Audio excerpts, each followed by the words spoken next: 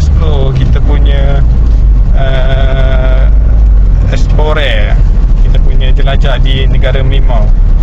Korang boleh lihat sini sekolah diorang. Ni sekolah diorang ni, Sekolah Kebahasaan Merlimau 2. Katanya Sekolah Kebahasaan Merlimau 1 adalah sekolah yang terpandai. So Merlimau 2 ni antara yang seorang-seorang kuku je. Mana yang satunya? Satunya mungkin dekat Pekan kot. Ada. Ada yang jalan shortcut yang kita lalu tu, yang belakang BSN tu, ada satu sekolah kat belakang tu. Situ sekolah. Tu sekolah. Memang kebangsaan? Tak tahulah. Macam sekolah kebangsaan.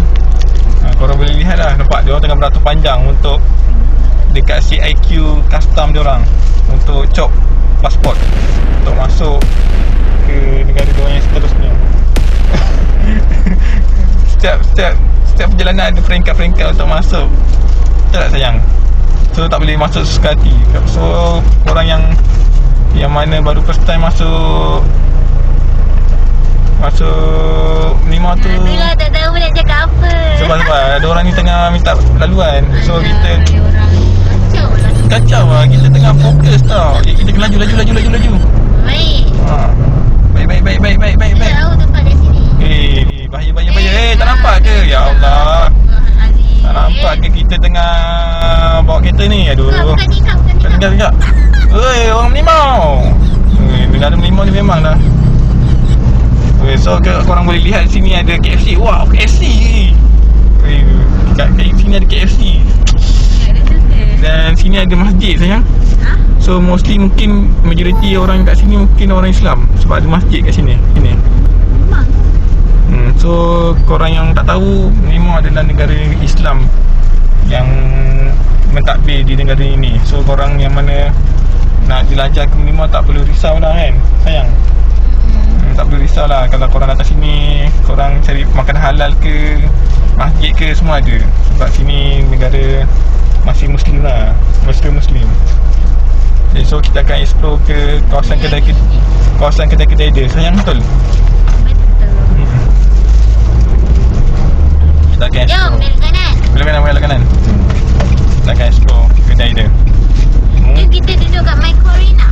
My Pori? Makan apa? Tak tahu. Manis tau.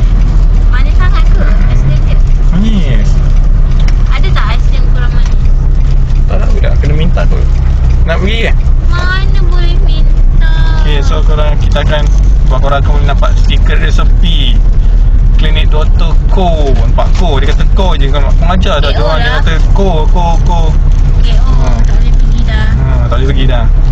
KO situ. Restoran Al-Masyur. Shoo. Ni restoran ni mesti minat Cristiano Ronaldo. Dia buat dia shoo. Semua nampak. Kita akan ikut MyB ni kereta buatan Malaysia. So Tak nak pergi belakang. Tak nak?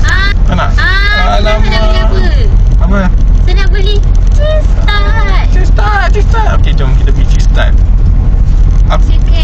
Cheese tart Merlimau cheese tart dekat negara Merlimau dengan cheese tart negara kita tak sama ke?